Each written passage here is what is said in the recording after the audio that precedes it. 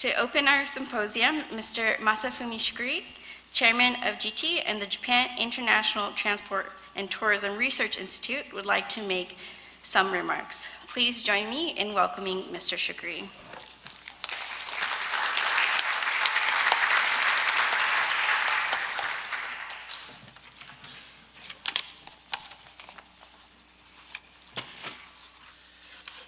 Good afternoon, everyone.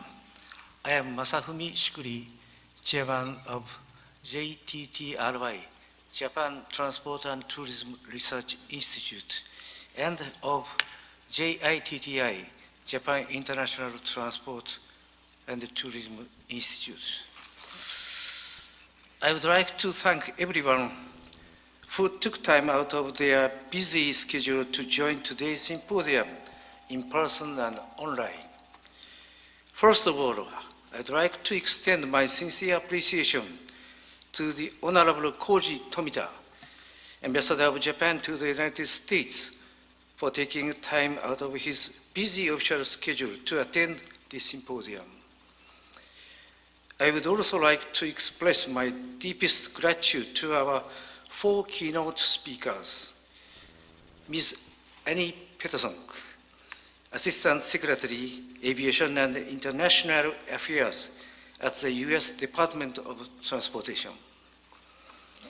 Mr. Toshiyuki Onuma, Senior Deputy Director General, Japan Civil Aviation Bureau at Japan's Ministry of Land, Infrastructure, Transport and Tourism. Ms. Heidi Gomez, Acting Principal Deputy Assistant Secretary for Economic and Business Affairs at the U.S. Department of State. And Mr. Jeff Marutien, Principal Deputy Assistant Secretary, Office of Energy Efficiency and Renewable Energy at the U.S. Department of Energy. In addition, I'd like to thank all of our distinguished 8 panelists. As moderator, Mr. Steve Sonka from the Commercial Aviation Alternative Fuels Initiative, CAFI, Ms. Sherry Wilson from Delta Airlines, Mr. Tom Michaels from United Airlines, Mr. Tadashi Matsushita from All Nippon Airways, Mr. Makoto Maezawa from Japan Airlines, Mr. Jimmy Samartis from Lanzajet, Mr. Saburo Takeuchi from Mitsubishi Corporation, and Dr. Binyam Leja from the World Bank. In March of this year, our institute hosted a symposium in Washington, D.C. as an official event for the annual Washington Cherry Blossom Festival. The theme was exchange and tourism between Japan and the United States. This symposium emphasized the extremely importance of multi-layered and wide-ranging people-to-people exchange between Japan and the United States in order to grow and strengthen the Japan-US relationship. We had a lively and fruitful discussion on how the Japanese and American parties should proceed in the future to rebuild and strengthen these people-to-people exchanges and elevate them to a higher level. Today's symposium is an extension of this March's discussions on how Japan and the United States should respond to climate change issues, which will be vital to achieving aviation sustainability that supports Japan-US exchange. It goes without saying that air transportation between Japan and the United States is an essential means of multi-layered and wide-ranging people-to-people exchanges in various fields, such as politics, economics, academics, culture, and tourism, and that the resulting exchanges have greatly contributed to the development of Japan-US relations.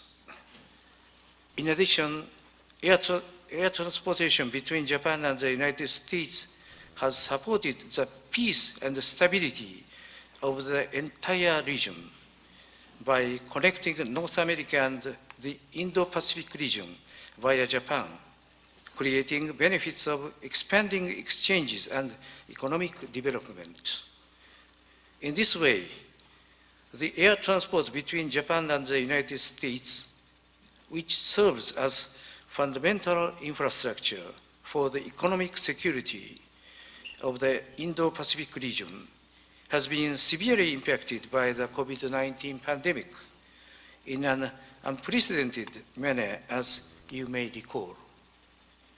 Fortunately, since then, with the end of the pandemic, international passenger traffic has resumed, and the International Air Transport Association, IATA, announced at its annual general meeting in June this year that the global air passenger demand is expected to recover to 4.35 billion in 2023. This is 96% of the pre-pandemic figure from 2019. Thus, demand is expected to return to near pre-pandemic level. From the economic perspective, the upward trend for air travel is very favorable. This is true for aviation business as well as for expanding international exchanges. On the other hand, from the perspective of combating climate change, an increase in the number of international flights is a major issue as it leads to an increase of CO2 emissions.